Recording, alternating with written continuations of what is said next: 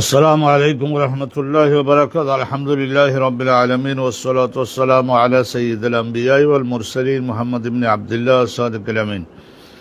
বাবুন মাতা ইয়াকুমু আন-নাসু ইযা রাআউল ইমামা ইনদাল ইকামাহ। এই বাবের মধ্যে আলোচনা করা হবে এই বিষয়টা যে মুসল্লিগণ যারা বসে রয়েছেন তারা কখন দণ্ডায়মান হবেন, কখন দাঁড়িয়ে কাতারবন্দি হবেন।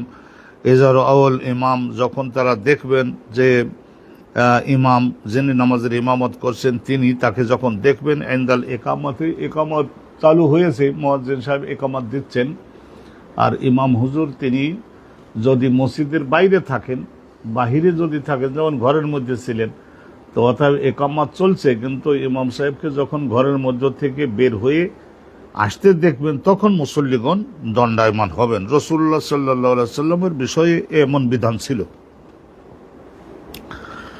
হাদিস শুনুন। হাদাসানা মুসলিম ইবনে ইব্রাহিম ক্বালা হাদাসানা হিশামুন ক্বালা কাতাবা ইলাইয়া ইয়াহইয়া। তো হযরতে হিশাম আদ-দস্তওয়াই বলছেন যে কাতাবা ইলাইয়া ইয়াহইয়া, হযরতে ইয়াহইয়া ইবনে আবি কাসির আমার কাছে লিখিতভাবে এই হাদিসখানা দিয়েছেন। তিনি শিখেছিলেন আব্দুল্লাহ ইবনে আবু কাতাদা, আব্দুল্লাহর নিকট থেকে, তার বাবার নাম আবু কাতাদা, নবী সাহাবী। তিনি বলেছেন কলা রাসূলুল্লাহ বলেছেন সাহাবাগণকে, যা উকিমতের সলাতে যখন একামত দেওয়া হয় ফালা তাকুমু, তোমরা ততক্ষণ দাঁড়াবা না, হাত্তা তারাউনি, যতক্ষণ পর্যন্ত আমাকে গৃহের মধ্য থেকে বের হয়ে আসতে না দেখো।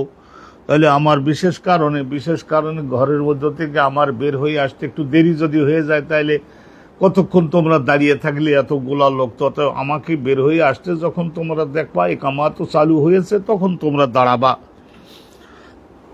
এখানে জমহুর বেশিরভাগ আলেম ওলামা বলেছেন যে যদি লা ইয়াকুমুন, মুসল্লিগণ দাঁড়াবেন না, হাত্তা ইয়ারাহু রাসূলুল্লাহ সাল্লাল্লাহু আলাইহি ওয়াসাল্লামকে, মানে ইমামকে, যতক্ষণ পর্যন্ত গৃহের মধ্য থেকে মসজিদের দিকে বের হয়ে আসতে না দেখেন। আর ইকামাতও দেওয়াও অর্ধেক হয়ে গেছে, কদ কামাতিস সালাহ, এইরকম। বাবুন লা ইয়াকুমু ইলা সালাতি মুস্তাজিলান ওয়ালিয়াকুম ইলাইহা বিসাকিনাতি ওয়াল ওয়াকার। এই বিষয়টা আমরা আগেও কিছুটা আইডিয়া পাইছি, এখন আবার একটু শুনে নিচ্ছি। মুসল্লিগণ তারা লা ইয়াকুমু ইলা সালাত, সালাতে নামাজে যোগদান করবার জন্য কেউ ব্যস্ততা করে দাঁড়াবে না, দৌড়াদৌড়ি করবে না, ব্যস্ততা করবে না। ওয়ালিয়াকুম ইলাইহা, সালাতে যোগদান প্রত্যেককে করতে হবে বিসাকিনাতে, প্রশান্তির সঙ্গে, স্বাভাবিক গতিতে হেঁটে আসতে হবে, স্বাভাবিক গতিতে হেঁটে আসতে হবে, ধীর স্থিরতা সহ। সাকিনা এবং স্থিরতা সহ। দৌড়দৌড়ি করতে গিয়ে পড়ে যেতে পারে, মানুষের হাঁটু ভাঙতে পারে, মানুষের এই ধরনের হতে পারে, তাহলে সেইটা তো দরকার নাই। কারণ এক রাকাত নামাজ যদি কেউ পায় জামাতের সঙ্গে, তো রাসূলুল্লাহ দোয়া করেছিলেন যে আমার উম্মাত অনেক দিক দিয়ে দুর্বল থাকবে, তো আল্লাহ বললেন ঠিক আছে, পুরা নামাজ জামাতের সঙ্গে পড়লে যে সওয়াব দিব, এক রাকাত যারা কমপক্ষে শেষের একটা রাকাত রুকু সহ যারা পাবে তাদেরকেও পুরা নামাজ জামাতে পড়ার সওয়াব আমি আল্লাহ রাব্বুল আলামিন দিয়ে দিব। তাহলে তো দৌড়াদৌড়ি করতে যে হাঁটু ভাঙার দরকার নাই। এইটাই হলো হেডিং। হাদিস শুনছি। হাদাসানা আবু নুআইমিন ক্বালা হাদাসানা শাইবান আন ইয়াহইয়া ইবনে আবি কাসির আন আব্দুল্লাহ ইবনে আবি কাতাদা আন আবিহি, আব্দুল্লাহ রিওয়ায়াত করছেন তার বাবা আবু কাতাদা সাহাবী থেকে, ক্বালা রাসূলুল্লাহ সাল্লাল্লাহু আলাইহি ওয়াসাল্লাম ইযা উকিমাতিস সালাত, নামাজের জন্য যখন ইকামত দেওয়া হবে, ফালা তাকুমু, তোমরা মুসল্লিগণ দাঁড়াবা না, হাত্তা তারাউনি, যতক্ষণ পর্যন্ত আমাকে ঘরের মধ্য থেকে বের হয়ে আসতে না দেখো। ওয়া আলাইকুমুস সাকিনাতু, আর তোমরা যারা অন্যান্য দূর থেকে নামাজে যোগদান করবা, তোমাদের সকলের কর্তব্য হলো যে ধীর স্থিরতা বজায় রেখে প্রশান্তভাবে দৌড়দৌড়ি না করেই তোমরা আসে নামাজে যোগদান করবা। তাবাহু আলী ইবনুল মুবারাক, তাবাহু, এখানে হু জমিটা যাবে এখানে ইয়াহিয়ার দিকে। তাবাহু মোতাবাত করিয়াছেন, তাহার সহিত মোতাবাত করিয়াছেন, তাহার সহিত বলতে ও শাইবানের সহিত মোতাবাত করিয়াছেন আলী ইবনুল মুবারাক আর এই যে শাইবান, দুইজন রিওয়ায়াত করেছেন কার নিকট থেকে? ইয়াহিয়ার নিকট থেকে। এই আল ইয়াখরুজু মিনাল মসজিদে লিইল্লাতিন, ইল্লাত মানে কারণ, বিশেষ কোনো কারণে মসজিদ থেকে বের হয়ে মসজিদে নববী থেকে বা মসজিদের থেকে সাধারণ মসজিদ বা মসজিদে নববী থেকে বের হয়ে অন্য কোনো দিকে কেউ কি চলে যেতে পারবেন, সেটা কি শরিয়াত সম্মত হবে? যেমন নাকি ওযু নষ্ট হয়েছে, তাহলে মসজিদ থেকে বের হয়ে যেতে হবে না। অতএব মসজিদের মধ্যে ঢোকার পরে তার স্মরণে পড়লো যে আমি এখন জানাবাত অবস্থায় আছি, রাতে স্বামী স্ত্রী একত্রিত হয়েছিলাম, ঘুমাইছিলাম, তারপরে এখন ফরজ গোসল করতে হবে, এটা স্মরণে নাই। হতে পারে, মানব তো এটা হতে পারে। অথবা দেখা গেল যে ইমার্জেন্সি কারণে খবর আসলো যে অন্য আর এক মসজিদে বিশাল জামাত, সেখানে নামাজ পড়াবার মতো লোক নাই, খুব কাছাকাছি মোটরসাইকেল রেডি আছে, বর্তমান যুগের কথা বলি, তাহলে বের হয়ে যেতে পারবে। এখানে বহু আলেম আছে, যে কোনো একজন ইমামতি করে দিবে, আর এই আজান হয়ে যাওয়ার পরেও এই মসজিদ পরিত্যাগ করে আর এক মসজিদে চলে যেতে পারবেন। সেখানে যে ইমামতটা করবেন সেখানে ঘোষণা দেবে যে দেশের বাঘা আলেম আসতেছেন, চলে আপনাদের তিনি ইমামত করবেন, ব্যস্ততা দেখাবেন না কেউ। অথবা মনে করুন যে এমন হলো যে পেশাব এবং মল ত্যাগের এমন প্রয়োজন পড়লো, তাহলে ওই অবস্থায় তো তার 4 রাকাত নামাজ আদায় করা সম্ভব না, তাহলে তো এইসব বিভিন্ন কারণে বের হয়ে যাওয়া জায়েজ হবে না কেন? ইসলাম সবসময়ের জন্য এই ধরনের যুক্তি গ্রাহ্য দিন। তাইলে হেডিংটা শুনলেন, হাদিস খানা শুনুন। হাদাসানা আব্দুল আজিজ ইবনে আব্দুল্লাহ, তার শিক্ষক হচ্ছে ইব্রাহিম ইবনে সাদ, তার শিক্ষক সালেহ ইবনে কাইসান, তার শিক্ষক ইবনে শিহাব জোহরি হুজুর,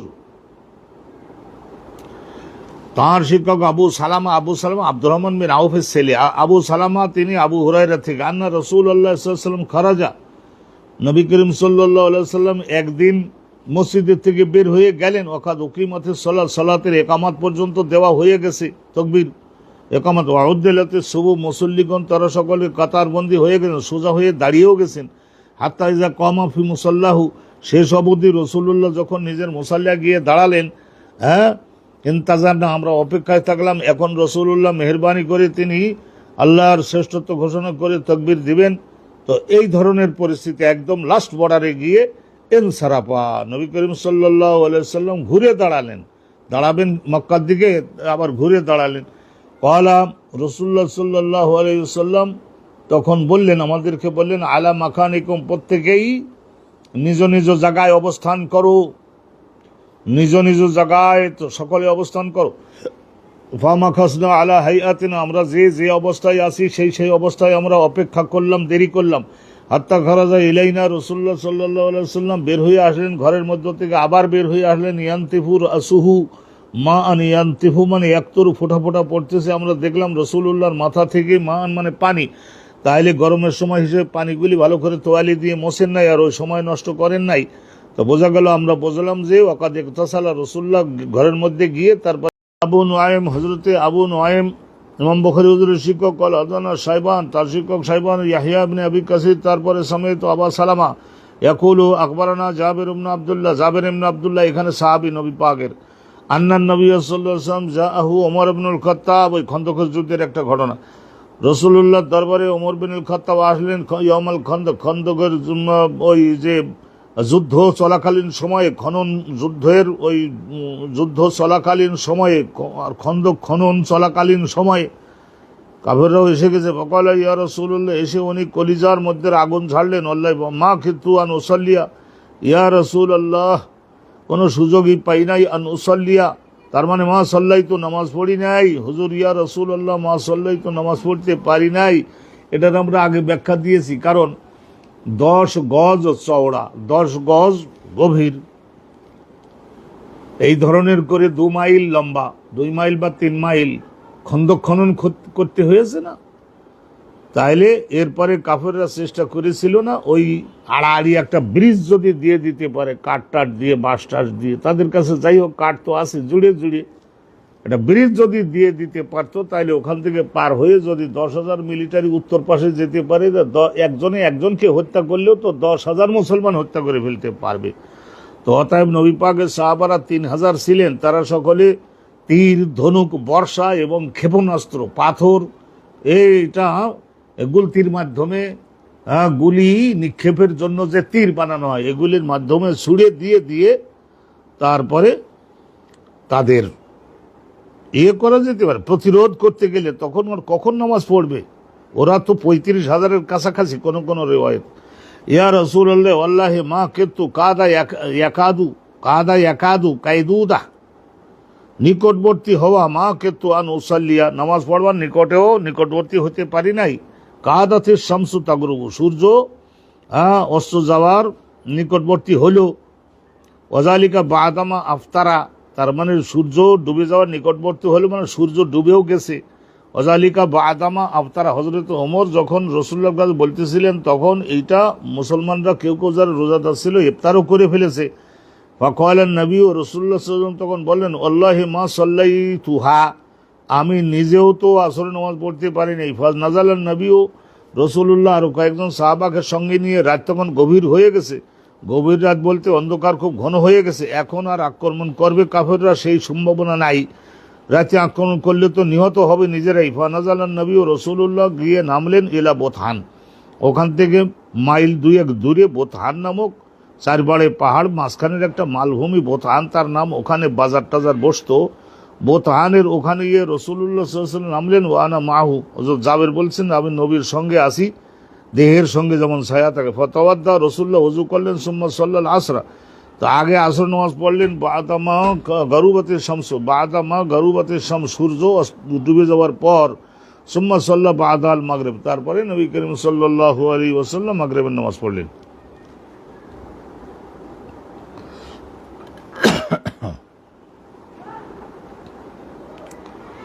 তাইলে কি সাব্যস্ত হলো যে মা সাল্লাইতু ওমরও বললেন, মা সাল্লাইতু রাসূলুল্লাহ বললেন, কোন রকমের তাতে দোষ নাই। সাল্লাইতু মানে বিশেষ কোনো কারণে নামাজটা পড়ি নাই মানে পড়তে পারি নাই, এই অবজ্ঞা অবহেলা তো আর না, পড়তে পারি নাই, সুযোগ হয় নাই। বাবুন আল ইমামু তারিদু লাহু আল হাজাতু বাদাল ইকামত, ইকামত দিয়ে দেওয়ার পরে বিশেষ কোনো প্রয়োজন তীব্রভাবে যদি দেখা দেয়, সম্মুখে এসে পড়ে ইমামের, তাহলে তখন সে কি করবে? আগে ওই অবস্থায় তো আর নামাজটা পড়া যায় না, তাহলে ওই অবস্থায় তাকে আগে প্রয়োজনটা পূরণ করতে হবে। ইসলাম প্রশস্ত, সুযোগ সুবিধা আছে। হাদাসানা আবু মামার আব্দুল্লাহ ইবনে আমর কয়লাম, হাদাসানা আবু মামার আব্দুল্লাহ ইবনে আমর قال حدثنا عبد الوارث قال حدثنا عبد العزيز ابن صهيب عن انس بن مالك, عبد العزيز ابن صهيب تابعي, انس بن مالك সাহাবী।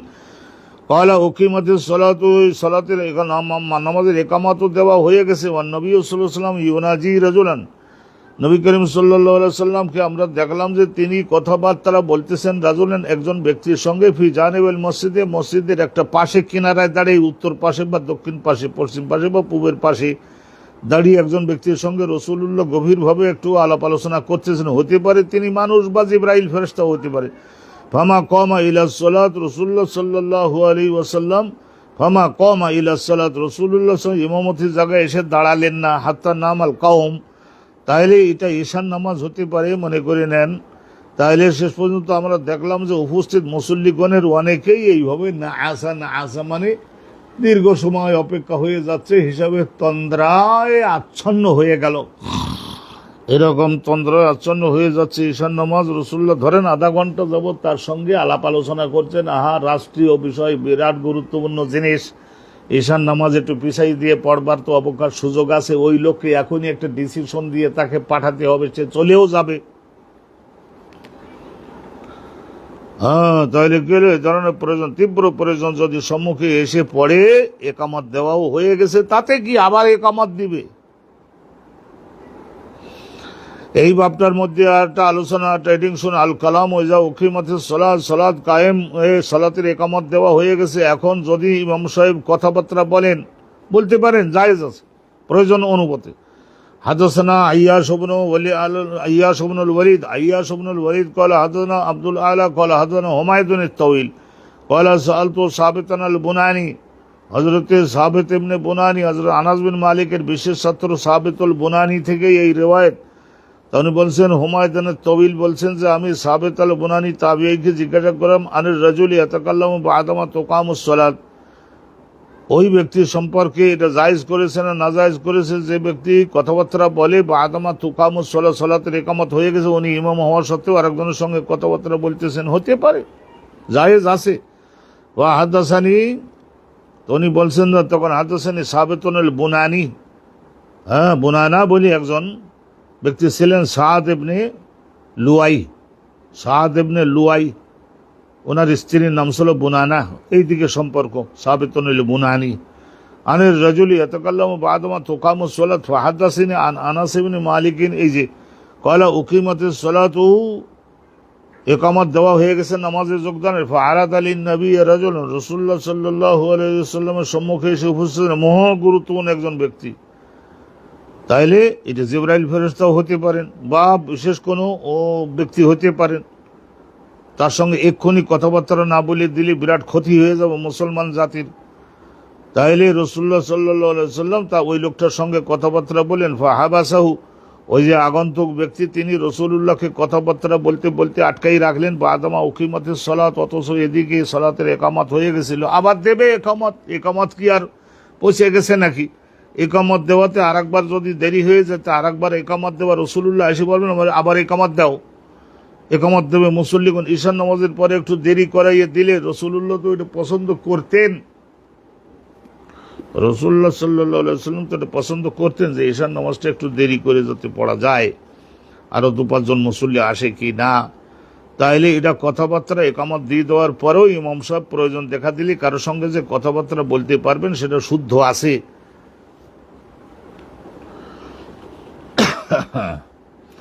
বাবু উজুবে সালাতুল জামাআত, জামাতের সঙ্গে নামাজ আদায় করা মুসলমান গণের উপরে ওয়াজিব। সুন্নতে মুআক্কাদা অনেকে বলেছেন, অনেকে বলেছেন ওয়াজিব জামাত।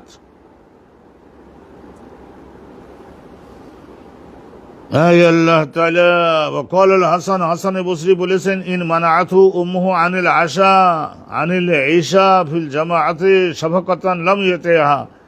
হাসান বসরির কাছে জিজ্ঞাসা করা হলো যে হুজুর, অমুককে তার মা ঈশান নামাজেতে জামাতে যেতে রাখতো, সেই জন্য ক্ষতি করবারও সম্ভাবনা আছে। তো তার মা যদি নিষেধ করে, বারণ করে, বাধা দেয় ঈশান নামাজ আদায় করতে, জামাতের সঙ্গে ঈশান নামাজ আদায় করতে যেতে বারণ করে, নিষেধ করে, বাধা দেয় তার মা, মায়ের কথা, ফিল জামাতে, জামাতে যেতে নিষেধ করে দেয়, শাফাকাতান, আর এইটা মায়ের তো সবসময় সন্তানের প্রতি মায়া দয়া থাকে। মায়া দয়া, অন্ধকারে ছেলে যাবে 1 মাইল দূরে মসজিদ, যাওয়ার দরকার নাই, বাবা বাসার মধ্যে পড়ে লও, তুমি তোমার ভাই তোমার বাপ তোমরা একসঙ্গে বাসার মধ্যে পড়ে লও। এখন এটা মায়ের কথা শুনিয়ে জামাতে যাওয়া পরিত্যাগ করতে পারবে কিনা হাসানে বসরির কাছে জিজ্ঞাসা করেছিল একজন। তো হাসানে বসরি বলেছিলেন যে তাআতুল ওয়ালিদাইন, বাপ মার কথা মান্য করা তো সন্তানের জন্য ওয়াজিব, তো তা তো আমরা বুঝলাম, কিন্তু লাম ইউতিহা, এই ধরনের ক্ষেত্রে মায়ের কথা ওই সন্তান মানতে পারবে না, মসজিদে যাবে। মসজিদে যাওয়ার জন্য রাসূলুল্লাহর পক্ষ থেকে কঠোর তাগাদা, তো সেই জন্য যাবে, মসজিদে যাবে, মায়ের কথা মানার দরকার নাই।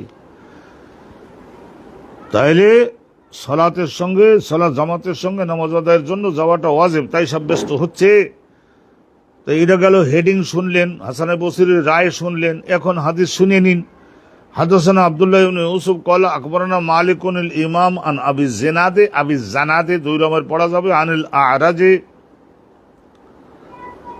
আন আবি হুরায়রা আন্না রাসূলুল্লাহ ক্বাল ওয়াল্লাযী নাফসি বিয়াদিহি, রাসূলুল্লাহ বলতেন, সব সময় এরকম বলতেন, ওয়াল্লাযী নাফসি বিয়াদিহি, ওই আল্লাহর কসম করে বলি যার নিয়ন্ত্রণে আমি মুহাম্মদের দেহ জীবন, ইচ্ছা করলে আমার মেরে বলতে পারে।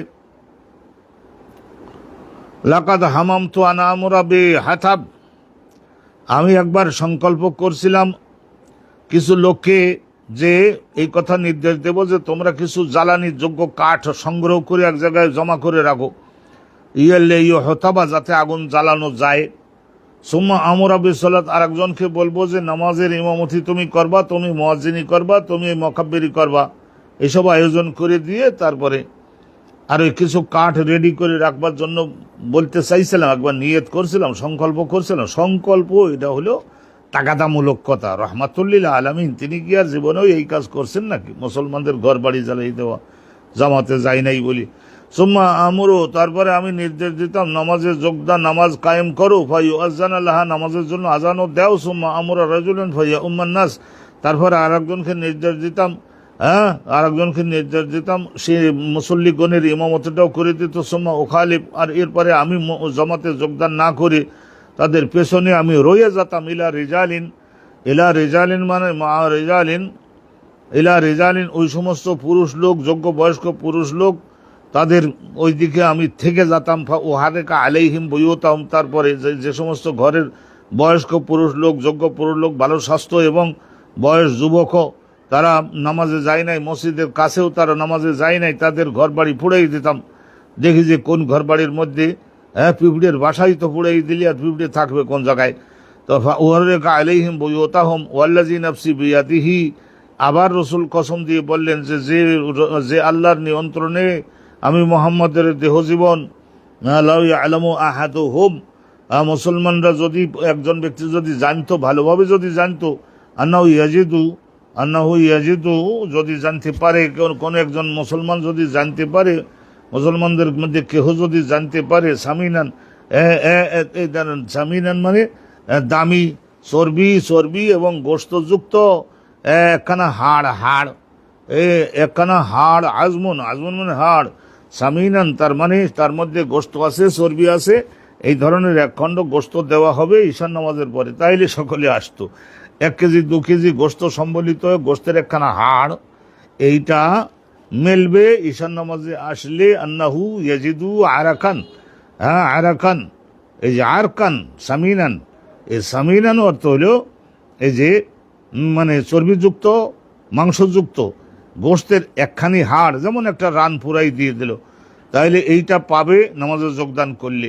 আও মারমা আতাইনি হাসানাতাইন, অথবা এই ধরনের তীর আর ধনুক, একটা ভালো দামি তীর ধনুক তাকে দেওয়া হবে। তীর ধনুক আরবের লোকদের কাছে কিন্তু মহা দামি জিনিস, তাইলে দুইখানা তীর ধনুক দেওয়া হবে তাকে। ঈশান নামাজ যদি জামাতে আসি পড়ে, লা শাহেদ আল এশা, তাইলে তো ঈশান নামাজে যোগদান করবে। আত্মরক্ষার জন্য দামি 2টা তীর ধনুক দেওয়া হবে ঈশান নামাজ যদি জামাতে পড়ো। আর যদি এ ধরনের গোশত ও চর্বিতে পড়লো, 1 খণ্ড হাড় সহ একটা গোশতের একটা খণ্ড দেওয়া হবে। এইটা যদি জানতো কোনো ব্যক্তি, তাইলে অবশ্যই ঈশান নামাজে যোগদান করতো। তার মানে জগতের এই সমস্ত আর্থিক সুযোগ নগদে পাইলে মানুষেরা আসতে চায়, কিন্তু এখন তো এই সমস্ত জাগতিক সুযোগ দেওয়া হয় না। কিন্তু আলহামদুলিল্লাহ রাব্বিল আলামিন, এই সমস্ত এই মনে করেন 1 কেজি 2 কেজি গোশত দেওয়া হলো, বা একটা তীর ধনুক বর্ষা দেওয়া হলো, তাইলে আত্মরক্ষার জন্য উপকরণ সামগ্রী দেওয়া হলো, তাইলে এর চাইতে ঈশান নামাজ জামাতে যারা পড়েন, তার পরবর্তীতে ফজর পর্যন্ত নফল নামাজ দাঁড়াই পড়বার সওয়াব না আল্লাহ দিয়ে দেন, তাইলে সেটা তো পরবর্তী জীবনে অনেক রহমতের হিসাবে জাহির হয়ে যায় জীবনে। তাইলে ওইটাই বেশি, রাসূলুল্লাহ যেটার মধ্যে লাভ বেশি বলেছেন সেইটার মধ্যে লাভ বেশি। আমরা অনেক সময় নফসের ওয়াসওয়াসা, শয়তানের ওয়াসওয়াসার কারণে আমরা হয়তো বুঝতে পারি না। তাহলে এখানে আপনারা এই আরকান সামিনান মানে এই গোশত ও চর্বি পূর্ণ একখানি হাড়, এইটা পাবে জামাতে নামাজ আদায় করলে। এটা যদি জানতে পারতো, অথবা এই তীর আর ধনুক, এইটা দেওয়া হবে মারমা রমিয়ন থেকে, এর থেকে মারমা আতাইন হাসনাতাইন, দামি এখানি তীর ধনুক, এইটা পাবে, দেওয়া হবে। এইটা যদি জানতে পারতো, তাইলে লা শাহেদ আল এশা, ঈশান নামাজের যোগদান মানুষেরা করতো। কিন্তু ঈশান নামাজে আসতেছে না, অনেকেই বোঝা গেল যে আসতো না। তো রাসূলুল্লাহর এই কঠিন বক্তব্যের কারণে আবার সবাই আসা শুরু করে দিলেন। আয় আল্লাহ তাআলা, আর একটা বাব শুনে নিছি, বাবু ফজলে সালাতুল জামাআত, জামাতের সঙ্গে নামাজ আদায় করলে ফজিলতটা কি পাবেন সেইটা একটু শুনে নিন। ওয়াকান আল আসওয়াদু, হযরতে আসওয়াদ ইবনে ইয়াজিদ তাবিঈ, হযরতে আসওয়াদ বলতেন, ইজা ফাতাতকাল জামাআতু, জামাত যদি তোমার হাতছাড়া হয়ে যায়, মনে করো সামান্য 5-10 মিনিটের জন্য জামাত পাও নাই, তাহলে ওনার অভ্যাস ছিল যে ওই আসওয়াদ ইবনে ইয়াজিদ, ওনার অভ্যাস ছিল যাহাবা ইলা মসজিদে আখার, অন্য পাশের আর একটা মসজিদে চলে যেতেন, যেখানে আর একটু 15 মিনিট পরে নামাজ হবে, ওখানে গিয়ে জামাতটা ধরতেন। ওয়াজা আনাস ইবনে মালিক ইলা মসজিদ, আনাস বিন মালিক একবার একটা নতুন মসজিদে আসলেন, কাদ সুল্লিয়া ফিহি, প্রথম জামাত সেখানে হয়ে গেছে, ফাআযানা, তো সেখানে গিয়ে ওনার সঙ্গেও নিশ্চয়ই অনেক লোক ছিল, ফাআযানা ওয়া আকামা সাল্লা জামাআতান, তারপরে উনি বললেন যে আজান দাও, একজন আজান দাও আর ইকামত দাও। এই দুইটা দিতে বললেন, দ্বিতীয় জামাত করলেন। দ্বিতীয় জামাত আমাদের হানাফি মাযহাবে সব সময়ের জন্যই এই একটা মসজিদে প্রথম জামাত এতটার সময়, দ্বিতীয় জামাত এতটার সময়, তৃতীয় জামাত এতটার সময়, এত বারবার জামাত করতে বললে তাইলে প্রথম জামাত ধরবার প্রতি মানুষের আকর্ষণ আগ্রহ থাকে না, যে দ্বিতীয় জামাত তো আছে, আচ্ছা আর 15 মিনিট পরে যাই। তারপরে দেখা যাবে যে আস্তে আস্তে দ্বিতীয় জামাতও ফেল মেরেছে। তাহলে এইটা 2-1 দিনের ঘটনা। হজরতে আবদুল্লাহ ইবনে ওমর, উনি কি করলেন, ওখানে গেলেন, আবার নিজে বললেন আজানও দাও, একামতও দাও, তারপরে জামাতের সঙ্গে নামাজ আদায় উনি করলেন। তা করলেন আলহামদুলিল্লাহ। ওজা আনাস ইবনে মালিক ইলা মসজিদ, ও হযরত আনাস বিন মালিক, আব্দুল্লাহ বিন ওমর না, আনাস বিন মালিক। আনাস বিন মালিক ইলা মসজিদেন কাল সুল্লিয়া ফি, ওখানে একটা জামাত হয়ে গেছে। আজানা, তারপরে লোকজনের বললেন আজানও দাও, একামতও দাও, সাল্লাহ জামাত, জামাত কোনের সঙ্গে 10-20 জন লোক ছিলেন। তো আনাস বিন মালিক তো প্রায় আলহামদুলিল্লাহ 93, 95 হিজরি ওই সমস্ত দিকে ওফাত হয়েছেন।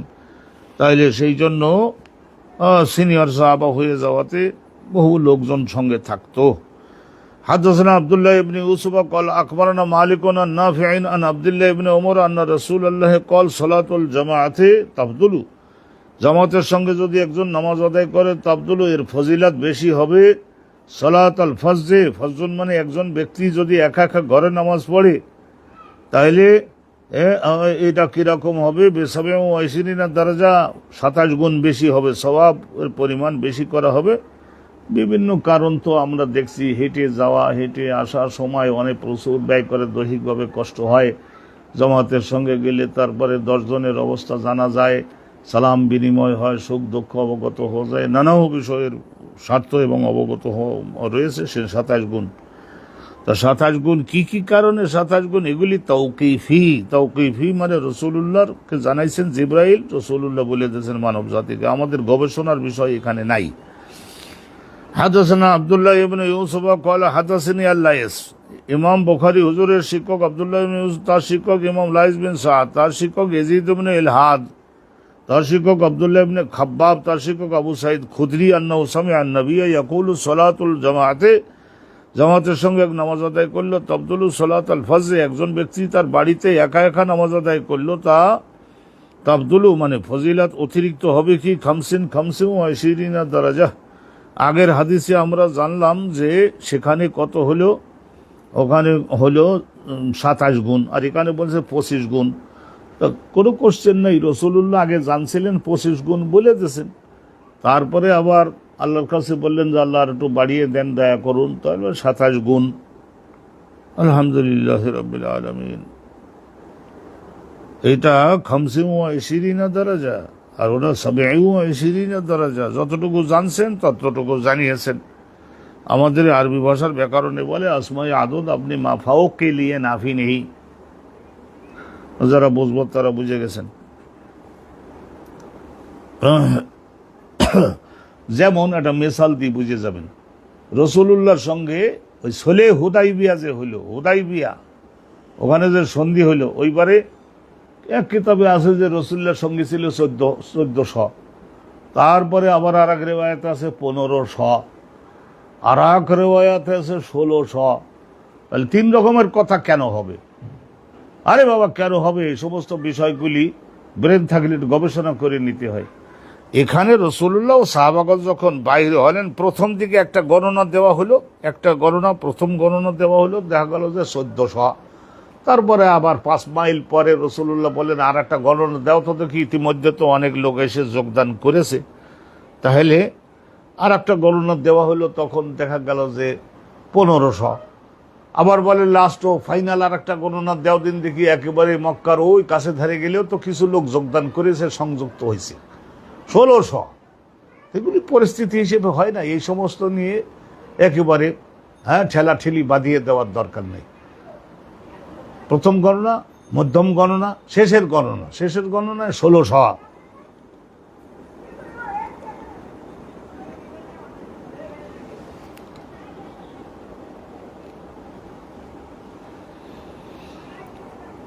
আল্লাহ তাআলা শুনুন, হাদাসানা মুসা ইবনে ইসমাঈল قال حدثنا عبد الواحد قال حدثنا الأعمش ক্বালা সামি'তু আবা সালিহিন ইয়াকুলু সামি'তু আবা হুরায়রা, হযরত আবু হুরায়রা থেকে বর্ণিত ইয়াকুল, তিনি বলছেন ক্বালা রাসূলুল্লাহ সালাতুর রাজুলি ফিল জামাতে, একজন ব্যক্তি মসজিদে গিয়ে জামাতের সঙ্গে যদি নামাজ আদায় করে, বা বাড়িতে সেখানে 4-500 লোক হয়েছে তারাও যদি জামাতে নামাজ আদায় করে, তাহলে তোদা আফু বহুগুণ বেশি হবে আলা সলাতিহি ফি বাইতি, বাড়িতে নামাজ পড়ছিল, ফি সুকিহি, আর ওই ব্যবসা বাণিজ্যের দোকানে দাঁড়িয়ে ব্যবসা বাণিজ্য চালু রাখছে কর্মচারীদের দ্বারা, আর ওখানে বলে নামাজও পড়ে নেছে, হেঁটে বাইরে যায় নাই, কষ্টটা করে নাই, বাড়িতে নামাজ পড়ছে বাইরে যায় নাই, কষ্টটা করে নাই, হাঁটে নাই, সময় ব্যয় করে নাই, তাহলে এই ধরনের যদি হয় তাহলে রাসূলুল্লাহ বলেছেন ব্যক্তির এই বাজারের দোকানের নামাজ আর বাড়ির নামাজ এইটা, আর মসজিদে গিয়ে তারপরে জামাতের নামাজ,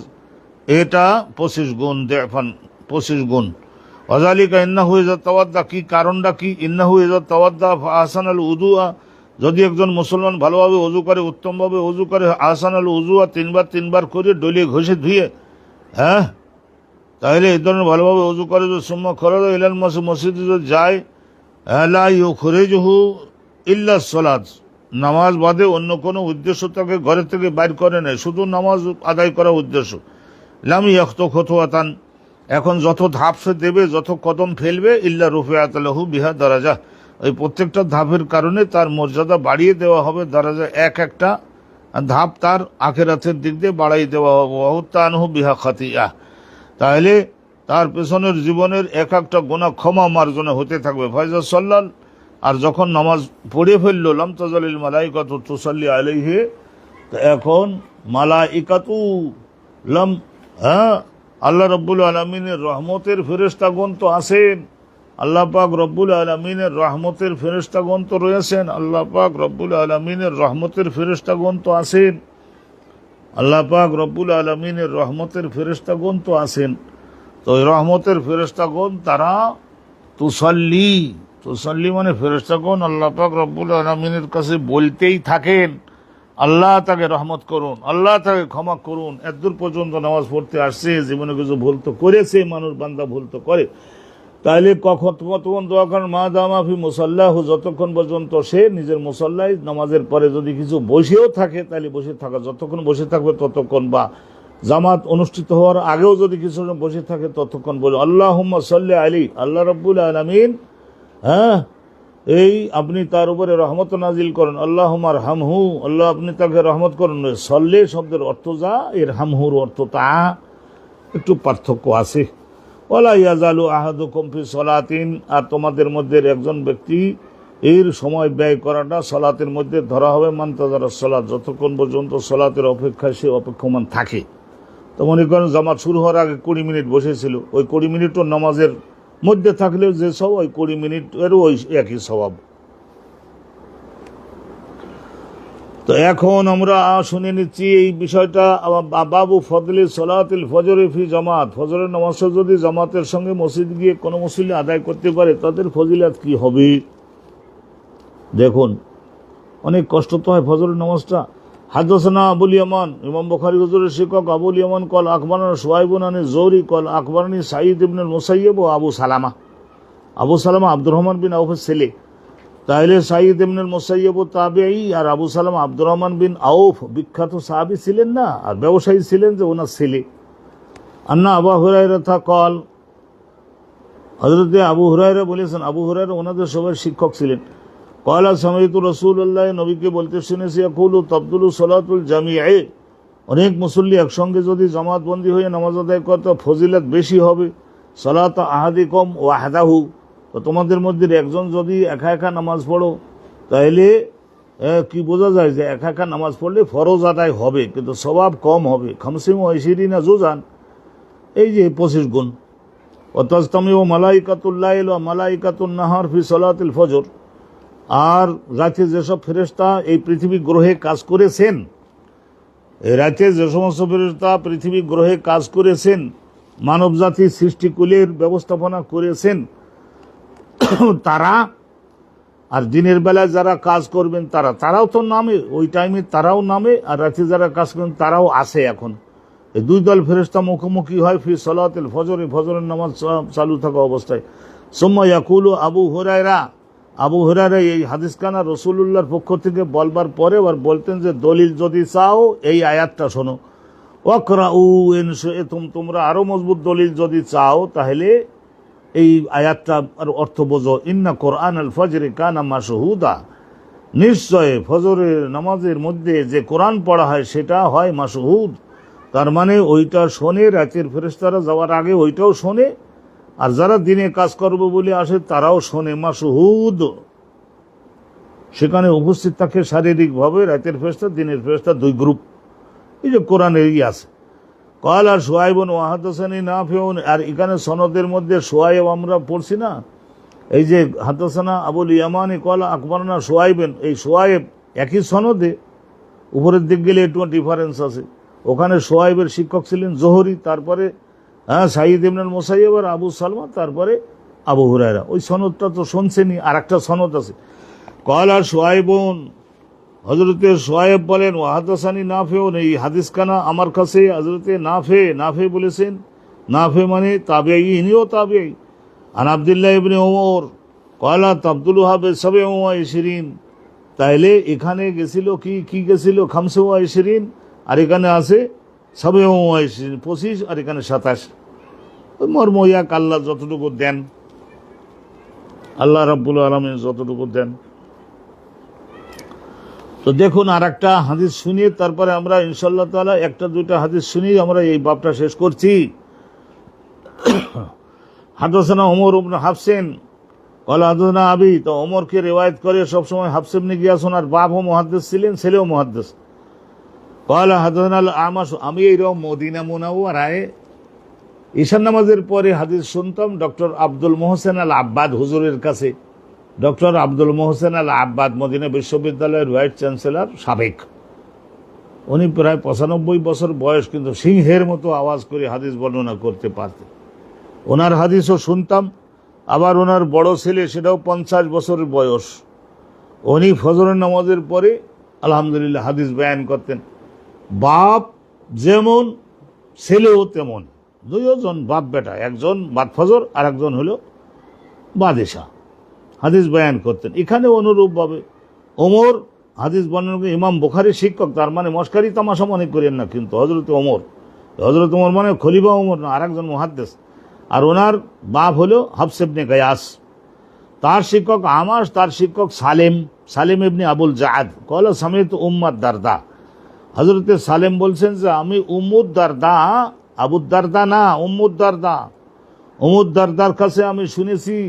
তাকুলু, তিনি বলেছেন দাখালা আলাইয়া আবুদ দারদা, একবার ওনার স্বামী আবুদ দারদা নবীর মাহফিলে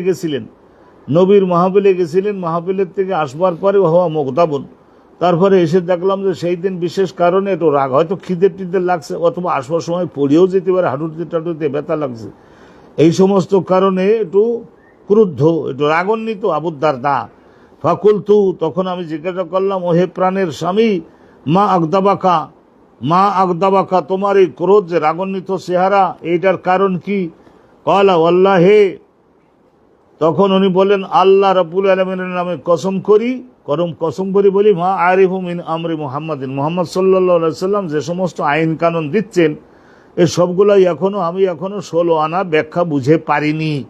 ইসলাম কবুলের প্রথম দিক তো মা আরিফু, 16 আনা এখনো ব্যাখ্যা এবং বিশ্লেষণ, তাৎপর্য, মর্ম, শিক্ষা, অনুপ্রেরণা, এগুলো 16 আনা বুঝে পারিনি। সেই রকমের কিছু বুঝে পারিনি আমি এখনো। তো সেই জন্য কিন্তু ইসলাম কবুল সবাই করতে করলাম, ইল্লা আন্নাহুম ইউসাল্লুনা জামিআন। তাহলে উনি বললেন যে কিন্তু একটা জিনিস খুব ভালো পাইলাম, যে ইন্নাহুম, যে রাসূলুল্লাহ এবং ওনার সঙ্গী সাথীগণ, ইউসাল্লুনা জামিআন, সকলে, কি ধনী কি গরিব, কি কৃতদাস কি মালিক, যে আগে আসবে সে আগে দাঁড়াবে, এইরকম জামাত বন্দী হয়ে নামাজ পড়ে। এইটা খুব ভালো লাগলো আমার, এটা খুব ভালো লাগলো। চিন্তা করে দেখছেন কথাটা, কিন্তু একদিক দিয়ে ইসলামের উনি পছন্দ করেছেন, সেইটাও বোঝা যায়। জামাতে নামাজ যেটা, এটা খুব ভালো লাগলো আমার, কলিজা জড়াইয়ে গেল। এই একটা জিনিস যে দিলেন মানব জাতিকে, এইভাবে আর কেউ এইভাবে এক জায়গায় করতে পারে না, ইতিহাসে পাই না, শুনি নাই। হাদাসানা মুহাম্মদ ইবনুল আলা, আরাকান হাদিস শুনে মুহাম্মদ ইবনুল আলা কল হাদাসানা আবু উসামা আন বুরাইদ ইবনে আব্দুল্লাহ আন আবি বুরদাতা আন আবি মুসা আশারি। আবু বুরদা হলো আবু মুসা আশারির ছেলে, এই যে আন বুরাইদা ইবনে আব্দুল্লাহ আন আবি বরদা, আবু বরদা, এই যে ঠান্ডা লাগতো বেশি, তো সেই জন্য সবসময় চাদর গায়ে দিয়ে চলতেন। তা ওনার বাপ হলো আবু মুসা আশআরি। এই আবু মুসা আশআর গোত্রের লোক হওয়ার কারণে আশআরি। তো সেই হিসেবে ইনারি বংশে কিন্তু পরবর্তীতে জন্ম নিয়েছিল আবুল হাসান আল আশআরি। ওই যে আহলুস সুন্নাত ওয়াল জামাতের বিখ্যাত একজন মোতাকাল্লেম মানে তর্কশাস্ত্রবিদ, হ্যাঁ, মুনাজের, আবুল হাসান আল আশআরি, ইনি আবু মুসা আশআরির বংশের লোক। আলহামদুলিল্লাহ, ভালো, ইসলামের অনেক খেদমত তারা করেছেন, বংশধরদের মধ্যেও বড় আলেম হয়েছিলেন। আবু মুসা আশআরি কল নবী আযমুন নাস আজরান ফি সালাত, এই যে আযমুন নাস আজরান, সেই মুসল্লি ব্যক্তির পারিশ্রমিকটা আল্লাহ বেশি বড় করে দিবেন নামাজ পড়বার কারণে। আবআদুহুম, যিনি বেশি দূর থেকে আসবেন, কারণ তার একটু হাঁটা বেশি লেগেছে, সময় বেশি ব্যয় করেছে, এই কারণে। তো আবআদুহুম, তারপরে যিনি তার দ্বিতীয় দরজা, তারপরে মামসা মানে যিনি যতটুকু বেশি থেকে হেঁটে আসছেন। এখন কোশ্চেন করুন, বর্তমান যুগে একজন হয়তো আমেরিকার মতো দেশে, সব জায়গায় তো মসজিদ পাওয়া যায় না, তাহলে হেঁটে আসার তো ব্যাপার নাই, সেখানে গাড়িতে করে চড়ে বহুদূর যেতে, 50-60 কিলোমিটার দূরে যে ঠান্ডার মধ্যে গাড়িতে চড়ে নামাজ পড়তে যেতে, সেখানে তো হাঁটে নাই, কিন্তু সেখানে গাড়ি চড়ে তো অনেকটা টাকা কড়ি খরচ করছে, কর্মচারী ড্রাইভারকে বা নিজে গাড়ি চালাইছে, এত দূর থেকে আসছে, তাদেরও অনুরূপ হবে, যদিও হাঁটে নাই গাড়িতে করে আসছে, কিন্তু সময় তো ব্যয় করছে, আর্থিক তো খরচ হয়েছে, তো সেই হিসেবে তাদের বিরাট সওয়াব পুরস্কার হবে। আবআদুহুম মামসা ওয়াল্লাযী ইয়ানতাযিরু আস-সালাত, কোন একজন ইমানদার পুরুষ বা মহিলা যদি সালাতের অপেক্ষায় থাকে, হাত্তা ইউসাল্লিহা মাল ইমাম, ইমামের পেছনে বড় জামাতের নামাজ পড়বে, এই অপেক্ষায় যদি অপেক্ষমান থাকে, তাহলে আযমু আজরান, তার পুরস্কার বিরাট বাড়িয়ে দেওয়া হয়, মিনাল্লাযী ইউসাল্লি সুম্মা ইয়ানামু, ওই ব্যক্তির তুলনায় যে হট করে এসে নামাজ পড়েও তার ঘুমাই পড়লো, তার ঘুম, এর সুখ শান্তি আরামটা তো বেশি পাইছে, কিন্তু এই ব্যক্তি তো একটু জামাতে নামাজ আদায় করবে বলে অনেক সময় অপেক্ষায় ছিল, এর দরজা তো একটু নিশ্চয় বেশি করে দিতে হবে। টাইম কেমন? ও তাহলে তো আরো পড়াবো। আলহামদুলিল্লাহ, আমাদের কাছে আরো 15 মিনিট সময় আছে, আপনারা ব্যস্ত হবেন না, যারা শুনতেছেন দয়া করুন। আর গভীর কোনো আলোচনার ব্যাখ্যা না থাকাতে আমরা দ্রুত অগ্রসর হয়ে যাচ্ছি। আর বিশেষ করে আরো 1 মাস বলেছিলাম না লাগবে কমপক্ষে কিতাবুস সালাত যদি আমরা শেষ করতে চাই।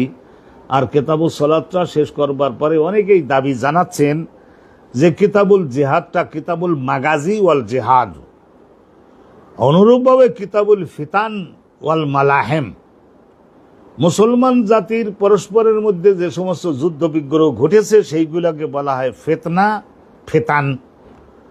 যেমন হযরতে আলীর বাহিনীর বিরুদ্ধে ওই যে খারিজিরা 5-6 হাজার মিলিটারি একটা যুদ্ধ বাঁধিয়ে দিছিল না, এই খারিজি প্রকাশ্যত তারাও মুসলমান, এইগুলিকে ফিতনা বলা হয়েছে, ফিতনা। হযরতে আমিরে মুআবিয়া দরকার ছিল না, কিন্তু তিনি এই যুদ্ধটা বাঁধিয়ে দিলেন। হযরতে ওসমানের হত্যাকারীদের বিচার করুন আগে, তারপরে আমি আপনার বয়াত করব। কোনো কথা, এটা এত বড় বাঘা গভর্নর যদি বয়াত না করে, তাহলে ক্ষমতা তো এখনো 16 আনা খলিফার প্রতিষ্ঠিত হয় না, তা কি করে বিচারটা তিনি করবেন? তো এই সিফিনের যুদ্ধ হয়েছিল না, সিফিন নামক স্থানে, এইটা ফিতনা। তারপরে জঙ্গে জামাল, উটের যুদ্ধ হয়েছিল না, চিন্তা করে দেখছেন এই 3টা যুদ্ধ যদি না হতো, হায় হায় হায়, তাহলে হযরতে আলী ইবনে আবি তালেব সম্পর্কে মনে করা যায় 63 বছর বয়সে তো শাহাদাত প্রাপ্ত হলেন। অনেকেই বলেন যে তাহলে ওনাকে আল্লাহ যদি হায়াত দিতেন, মনে করুন আল্লাহ 63 বছর না দিয়ে এরকম 70-80, তাহলে আল্লাহ পাক রব্বুল আলামিন যে এলমি যোগ্যতা ছিল, যে সামরিক যোগ্যতা ছিল, তাতে দেখা যায় যে সমগ্র পৃথিবী ইসলামের করতলগত করে ফেলতে পারতেন বলে মনে করা যায় প্রকাশ্য বিবেচনায়। এগুলোর ফিতনা বল। আর মালহামা এমন এমন যুদ্ধ মুসলমানের সঙ্গে ইহুদির সঙ্গে, যেমন গাজায় যুদ্ধ হচ্ছে, সেখানে প্রায় 60,000 মুসলমান নিহত হয়েছেন, তাহলে মালহামা লাহাম এ গোশতের গুদাম পড়ে গেছে না সেখানে। তো এগুলির বলে মালহামা। অনুরূপভাবে এই যে ইরানের সঙ্গে ইরাকের যুদ্ধ হয়েছিল, 9 বছর যুদ্ধ চলেছিল, মালহামা, এটা ফিতান। মালহামা আফগানিস্তানে যুদ্ধ হয়েছিল না, একের পর এক ইহুদি নাসারারা মুসলমানগণকে ধ্বংস করে দেওয়ার জন্য যুদ্ধে অগ্রসর হয়ে আসতেছে, আর মুসলমানদের এমনভাবে বিভ্রান্তি তৈরি করে দেয় যাতে সবাই একসঙ্গে যোগদান না করে। আহা, মুসলমানরা বোকাচণ্ডী, তারা বুঝতে পারলো না যে কিভাবে তাদেরকে ইহুদ ও নাসারা জোটবদ্ধ তারা হয়ে আছে, কিন্তু ঘোষণা তো দিবে না। বাবু ফজলে তাহজির, জোহরের নামাজটা একটু সময় হওয়ার পরে, সকাল সকাল মানে মনে করেন যে একেবারে 10:30টার সময় পড়িয়ে দিল জোহরের নামাজ, তা তো আর হবে না। সূর্যটা মধ্য আকাশ থেকে পশ্চিম আকাশের দিকে ঢলে পড়তে হবে না। বাবু ফজলে তাহজির ইলা জোহর, তাহজির শব্দের অর্থ হলো তাবকির, ব্যস্ততার সঙ্গে জোহরের নামাজটা আদায় করে ফেলতে পারলে তার কি ফজিলত হবে। হাদিসখানা শুনুন। হাদ্দাসানি ইমাম বুখারীর কাছে হাদিসখানা বর্ণনা, কোথায় বা তার উস্তাদ মালিক, তার উস্তাদ সুমাই, মাওলা আবি বকর ইবনে আব্দুর রহমান। মাওলা বলতে একদিন সব ব্যাখ্যা করে দিছি তো। মাওলা বলতে বাজারের থেকে কিনে এনে মোটা তাজা করে লেখাপড়া শেখাই স্বাধীন করে দেয়, বিবাহ শাদী দিয়ে ঘর বাড়ি বানিয়ে দেয়। সেই সময় জমির অভাব ছিল না, এই জায়গায় ঘর বাঁধো, থাকো, ইসলাম প্রচার করো, আখেরাতে দেখি তোমার দ্বারা আমার একটু উপকার হয় কিনা। মাওলা আবি বকর ইবনে আব্দুর রহমান আন আবি সালেহিন সাম্মান, আবু সালেহিন সাম্মান, ও যে 3 নাম ছিল, সাম্মান মানে ঘি তেল ব্যবসায়ী, আর আবু সালে ছিল তার ছেলে সালে, তো সেই হিসেবে বলতো আবু সালে। হ্যাঁ, আর কি, আর এই যে জাকওয়ান আসল নাম, তাহলে 3টা, জাকওয়ান, আবু সালে আর সাম্মান। আবু হুরায়রার ছাত্র ছিলেন, অনেকে ভুলক্রমে তার নাম তুলে দিয়েছে সাহাবার দলে। চিন্তা করে দেখতে পারেন আপনারা কত বড় ভুল করেছে। আন্না রাসূলুল্লাহ সাল্লাল্লাহু আলাইহি ওয়াসাল্লাম, নিশ্চয় রাসূলুল্লাহ সাল্লাল্লাহু আলাইহি ওয়াসাল্লাম কাল, একবার বলছিলেন যে বাইনামা রাজুলুন ইয়ামশি বিতারিকিন ওয়াজাদা গুসনা শাওকিন আলা তারিক। বাইনামা রাজুলুন, ইতিমধ্যে কোনো একটা সময় একজন পুরুষ লোক ইয়ামশি বিতারিকিন, রাস্তায় হাঁটাচলা করছে, ওয়াজাদা গুসনা শাওকিন, কণ্টকময় একটা গাছের ডাল পাইল রাস্তার মাঝখান বরাবর। এখন পথচারীগণ রাতের অন্ধকারে যেতে যেয়ে যদি ওই কাঁটার উপরে পা দেয় তাহলে তার পায়ে কাঁটা ফুটে যাবে না।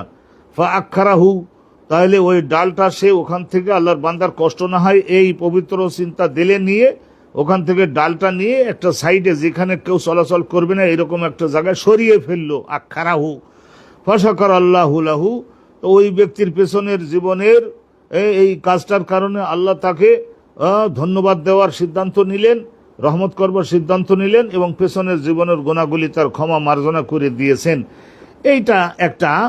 এইটা তো একটা হাদিস আপনারা শুনলেন। আল্লাহ রাব্বুল আলামিন এই ধরনের খেদমতে মখলুক যদি করে তাহলে আল্লাহর কাছ থেকে ক্ষমা পাওয়া যায়, কিন্তু আসলে মূল কথাটা হলো সামনে। সুম্মা ক্বালা, অতঃপর রাসূলুল্লাহ সাল্লাল্লাহু আলাইহি ওয়াসাল্লাম বললেন, এই ভালো কাজ এখান থেকে করা শুরু করো। এরপরে রাসূলুল্লাহ বলেন, আর শুহাদাউ খামসাতুন, আল্লাহর পথে যারা শহীদ হয় তারা 5 শ্রেণীর। এটা ভালো করে মনোযোগ দিবেন। আল্লাহ রাব্বুল আলামিনের রাস্তায় যারা শহীদ হন তারা 5 শ্রেণীর। খামসাতুন, আল মাতউন ওয়াল মাবতুন ওয়াল গারিক ওয়া সাহিবুল হাতমে ওয়া শাহিদু ফি সাবিলিল্লাহ। এই যে 5 জন, ব্যাখ্যাটা শুনুন। আল মাতউন, তাউন শব্দের শাব্দিক অর্থ হলো তাউনের কারণে যদি কোনো পুরুষ মহিলা ইমানদার মারা যায়, তাউন ওয়াবা, গণমৃত্যু। আর মাবতুন অর্থ হলো পাতলা পায়খানা, এই দাস্ত যে হয়, অনেকে বলেছেন যে এই ধরনের পানি যত খায় তৃষ্ণা নিবারণ হয় না, এই ধরনের ব্যাধিতে। আর অনেকেই বলেছেন যে এইটা পেটের মধ্যে যে কোনো রোগ ব্যাধি, তা সেইটা নাড়ি পচে যাওয়াও হতে পারে, হার্টের ডিজিজও হতে পারে, হার্ট ডিজিজ। হ্যাঁ, অনুরূপ পেটের মধ্যে কোনো রোগের কারণে যে ব্যক্তির মৃত্যু হবে। তাইলে আপনারা বুঝে গেলেন মাতউন আর মাবতুন অর্থ বললাম। ওয়াল গারিক, পানিতে ডুবে, লঞ্চ ডুবে, নৌকা ডুবে, অনেক কষ্টে নাক দিয়ে গাল দিয়ে পানি ঢুকে এখনো 1 মাইল দূরে তীর পারে নাই পৌঁছতে, ঢেউ তাকে তলায় নিয়ে গেছে। গারিক ইমানদার যদি হয় শহীদের দরজা পাবে, ওয়া সাহেবুল হাদমে, আর মনে করে নিন একটা বিল্ডিং এর ছাদ ধসে তারপরে মারা পড়ল। ওয়া শাহিদু ফি সাবিলিল্লাহ, আর আল্লাহ রাব্বুল আলামিনের পথে যে পুরুষ বা যে মহিলা লড়াই করতে গিয়ে শত্রুর কাফেরের অস্ত্রের আঘাতে মৃত্যুবরণ করল। এই গেল। এই হাদিসে আছে 5 শ্রেণীর মানুষদেরকে শহীদার মর্যাদা দেওয়া হয়। কিন্তু আপনারা জানবেন আরো রয়েছে। রাসূলুল্লাহ অন্য হাদিসে বলেছেন, আল্লাহর রাসূল অন্য হাদিসে বলেছেন, একটু এখানে উল্লেখ করে দেই, মান কুতিলা দুনা মালিহি ওয়া ইরদিহি। মনে করে নিন ডাকাত যুবকরা, পান্ডা, তারা এসেছে একজনের বিয়ের যোগ্য সুন্দরী বোন, তার ইজ্জত নষ্ট করবে। তো এখন ভাই সহ্য করতে পারে এই দৃশ্য? তো অতএব ওই গুন্ডা পান্ডা তাদের প্রতিরোধ করতে গেছিল। প্রতিরোধ করতে গিয়ে তাদের কাছে পিস্তল ছিল, প্রথমে জানতে পারে নাই, বা তার ধারালো ছুরি ছিল, আর এর অত প্রশিক্ষণ নাই। তো ফলে কথা তাদের আঘাতে মৃত্যুবরণ করলো। এই ভাই হাসতে হাসতে শহীদ হবে এবং আখেরাতে বেগাইরে হিসাব জান্নাতি হবে। কোনো লোকের কাছে ঋণ যদি থাকে, সেই ঋণটা পরিশোধ করবার জন্য আল্লাহই ব্যবস্থা করে দিবেন। আর তার মা বাপ যদি অভাবে পড়ে থাকে, তাহলে আল্লাহ রাব্বুল আলামিন সে জীবিত থাকলে যে ইনকাম করে না দিত, তার চাইতে বেশি ইনকামের ব্যবস্থা আল্লাহই করে দিবেন তার বাপ মার জন্য, স্ত্রী এবং পুত্র কন্যাদের জন্য। এর হাজারো প্রমাণ আমি আমার জীবদ্দশায় দেখেছি। মান কুতিলা দুনা মালিহি, একজন সারা মাস চাকরি করে অফিস থেকে বেতন নিয়ে আসতেছে, নিজের বাড়ির বাসার গলির মধ্যে ঢুকছে, ইতিমধ্যেই গুন্ডা পান্ডারা বলল কাছে যা আছে দিয়ে দাও। সে বলল না, তা দেব কি করে, আমার পরিবারের 1 মাসের রুজি দিব তো না। শেষ পর্যন্ত ভুঁড়িতে ছুরি মেরে দিল, বুকে ছুরি মেরে দিল, নিজের মাল দেবে না, সংরক্ষিত করতে গিয়ে পান্ডা গুন্ডাদের আঘাতে মারা গেল। হাসতে হাসতে শহীদের দরজা হবে। শুনে রাখুন, এই যে দুইজন, মান কোতেলা দুনা মালিহি ওয়া ইরজিহি। আর রাসূলুল্লাহ বিভিন্ন হাদিসে যেগুলি বলেছেন সেগুলি সব সমবেত করলে প্রায় 15-16 শ্রেণী শহীদ পাওয়া যায়।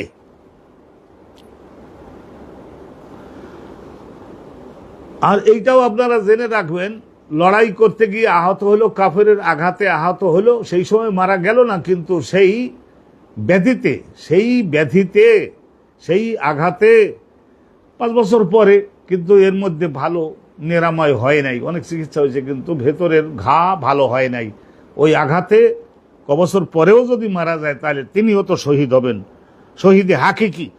অকল রাসূলুল্লাহ এইসব কথা বললেন। তারপরে রাসূলুল্লাহ আরো বলেছেন, লাউ ইয়ালামুন নাসু মা ফিন নিদা, মুসলমানগণ যদি ভালোভাবে জানতে পারতো যে আজান যদি দেয় একজন, মাহফিল নেতা আজান দিলে কি দরজা পরকালে হবে, ওয়াসফিল আউয়ালে, প্রথম কাতারে নামাজ পড়তে বলে পরকালে কি দরজা হবে, সুম্মা লা ইয়াজিদু, তারপরে যদি প্রথম কাতার আজান দেওয়ার সুযোগটা দখল করতে পারা যাচ্ছে না, তাহলে সকলে ঝগড়া বাঁধিয়ে দিত। ইল্লা ইয়াস্তাহিমু, বলে যারা যারা আমরা আজান দেওয়ার জন্য নাম লিখাইছি, আমাদের নামগুলো লিখে তারপরে লটারি করুন, যার নাম আসবে সেই দেবে। আপনারা সেক্রেটারি একজন দিয়ে দিলে হবে, লটারি করুন। ইয়াস্তাহিমু আলাইহি, তাহলে এই যে প্রথম কাতারে কে কে দাঁড়াবে সেটাও লটারি করুন। অনুরূপভাবে কে কে আজান দেবে তার লটারি করুন। তাহলে লটারি করে পর্যন্ত হলেও নেওয়ার চেষ্টা করতো। লাস্তাহামু আলাইহি ওয়ালাউ ইয়ালামুনা মা ফিত তাহজিরি। আসল কথাটা এখানে, জোহরের নামাজটা একটু ব্যস্ততার সঙ্গে, আসরের নামাজটা একটু ব্যস্ততার সঙ্গে আদায় করার মধ্যে কি মর্যাদা যে রয়েছে পরকালে, তা যদি জানতে পারতো লোকেরা, লাস্তাবাকু ইলাইহি, তাহলে মানুষেরা সকলে খুব দৌড়ে দৌড়ে আগে চলে যেত। আস্তাবাকু মানে পাল্লা প্রতিযোগে ছুটাছুটি করে হলেও যেত, যাতে করে জোহর নামাজটা আগে ভাগে পড়ে আসতে পারি। ওয়ালাউ ইয়ালামুনা মা ফিল আতামা, ঈশান নামাজটা একটু পিছাইয়ে দিয়ে পড়বার মধ্যে যে কি মর্যাদা রয়েছে সেটাও যদি লোকেরা জানতে পারতো, তাহলে অসবি আর ফজরের নামাজটা, ঈশান নামাজটা পিছাই দিয়ে আর ফজরের নামাজটা জামাতের সঙ্গে লা তাও হুমা, তাহলে ঈশান নামাজটা ফজরের নামাজটাতে তারা আসতো। আল্লাহ হাবান, হামাগুড়ি দিয়ে হলেও, হাঁটু এবং এই হাতের কনুইয়ের সঙ্গে হাঁটতে পারে না, পায়ের নানা সমস্যা, হাবুয়ান মানে হামাগুড়ি দিয়ে হলেও আসতো, ফজরের নামাজ ধরতো, ঈশান নামাজ মসজিদে আদায় করত। আলহামদুলিল্লাহ রাব্বুল আলামিন। আমরা আজকের এই পর্যন্তই রেখে দিচ্ছি। আলহামদুলিল্লাহ, আল্লাহ রাব্বুল আলামিন কবুল করুন, রহমত করুন। আমাদের মোটামুটি আজকের একটু 1.5 সাফার মতো, 1.5 সাফারও একটু বেশি। আলহামদুলিল্লাহ, আল্লাহ আমাদের কিসমতে মঞ্জুর করেছেন। আমরা আল্লাহ তাআলা শুকরিয়া আদায় করছি। 2 সাফা করে যদি আমরা করতে পারি ইনশাআল্লাহ তাআলা, আস্তে আস্তে আপনারাও বুঝতে পারতেছেন, তাইলে ইনশাআল্লাহ সুম্মা ইনশাআল্লাহ আল্লাহ তাআলার মেহেরবানি হোক, আমরা করতে পারবো। আমরা 1 মাসের মধ্যে কিতাবুস সালাত আল্লাহর রহমতে আমরা আদায় করতে পারবো বলে, শেষ করতে পারবো বলে আমরা আশা করছি। তবে আমরা এই কিতাবুস সালাতটা শেষ না হলে আমরা বাদ দিয়ে অন্য কোথাও যাব না। এটা আমাদের নিয়ত। আল্লাহ আমাদের ধারাবাহিকভাবে আলোচনা করছি। তারপরে আপনারা অনেকেই প্রস্তাব করেছেন যে হুজুর বর্তমানে আপনারা এই যে ফিলিস্তিনে যুদ্ধ চলছে এবং ইসরায়েল দাজ্জালের বংশ, এই ইহুদি জাতের মধ্যেই দাজ্জালের মহা আবির্ভাব হবে। তারা এইভাবে সিরিয়ার বিরাট এলাকা দখল করে নেওয়ার জন্য চেষ্টা চালিয়ে যাচ্ছে। তো এই বিষয়ে মুসলমানগণ যাতে যুদ্ধ করবার জন্য উদ্বুদ্ধ হয়, সেই বিষয়ে কিতাবুল জিহাদ আলোচনা শুরু করুন, আলামতে কিয়ামতগুলির আলোচনা শুরু করুন। এটা অনেকেই আপনারা দাবি করছেন, আমরা অনুপ্রেরণা অনুভব করছি। তো কিতাবুল জিহাদ, কিতাবুল মাগাজি, আলামতে কিয়ামত এবং সিরিয়া, কিয়ামতের আগে সিরিয়ায় যে সমস্ত ঘটনাসমূহ ঘটবে সেইগুলির আলোচনা, আলহামদুলিল্লাহ এগুলি আমরা আপনাদের ইনশাল্লাহ কিতাবুস সালাত শেষ না করে আমরা অন্যদিকে যাচ্ছি না। আলহামদুলিল্লাহ সেটা আমরা যাব। আর একটা জিনিস আমরা শুনে রাখুন, মুসলমানগণ কয় পদ্ধতিতে হালালভাবে অর্থ উপার্জন করতে পারবেন, ইসলামিক ব্যাংকিং এবং ব্যবসা ও বাণিজ্য, এইগুলির উপরেই ব্যাপক আলোচনা আপনাদের জন্য ইনশাআল্লাহ সুম্মা ইনশাআল্লাহ দিব। তারপরে আপনাদের জন্য দিব শরিয়াত সম্মতভাবে রাসূলুল্লাহ সুন্নাতের ভিত্তিতে মুসলমান জাতির খলিফা নির্বাচনের সুন্নাত ভিত্তিক তরিকা কি। এই যে গণতান্ত্রিক ইহুদি নাসারার তরিকার মধ্যে মুসলমানরা আমরা গেছি, কশিন কালেও এতে মুসলমানগণ বিজয়ী হতে পারবে না। আফগানিস্তানের মুজাহিদগণ তারা যেভাবে সরকার প্রধান নির্বাচিত করেছেন, আলহামদুলিল্লাহ ওইটাই হলো সুন্নাত ভিত্তিক খলিফা নির্বাচনের জন্য, ওইটাই হচ্ছে তরিকা। কিন্তু আফগানিস্তানের আশপাশের পরিবেশ হলো এক ধরনের বিশাল দেশ আর পাহাড় বেষ্টিত আর খনিজ সম্পদের ঠাসা এবং ভরা। কিন্তু আমাদের এক সাইডে হলো সাগর, আর এক সাইডে বর্মা, আর এক সাইড 3 সাইডে আমাদের ইন্ডিয়া। তথা এই পরিস্থিতির ভিত্তিতে আমাদের কি কৌশল গ্রহণ করতে হবে সেইটার বিষয়ে মোটামুটি কোরআন ও সুন্নাহ ভিত্তিক যে আলোচনাটা, সেই আলোচনাটাও ইনশাল্লাহ আপনাদের উদ্দেশ্যে আমরা এমন সুন্দরভাবে দিব যে আপনারা শুনে স্তম্ভিত হয়ে যাবেন যে রাসূলুল্লাহ সুন্নাতটা এই জমানায় বাস্তবায়ন করবার কি কৌশল হতে পারে। আখেরাতও আমাদের ঠিক থাকবে, জগতও আমরা এই বাংলাদেশের মতো ছোট্ট একটি দেশ, এখানে ইহুদ ও নাসারার সঙ্গে ব্যবসা বাণিজ্য না করলে আর্থিকভাবে আমরা টিকে থাকতে পারবো না। তো ইনশাআল্লাহ তাআলা সেই বিষয়গুলির উপরেও আমরা সম্মুখে আলোচনা আনবো। নিরাশ হবেন না, সঙ্গে লেগে থাকুন। আজকের এ পর্যন্তই। আসসালামু আলাইকুম ওয়া রাহমাতুল্লাহি ওয়া বারাকাতুহু।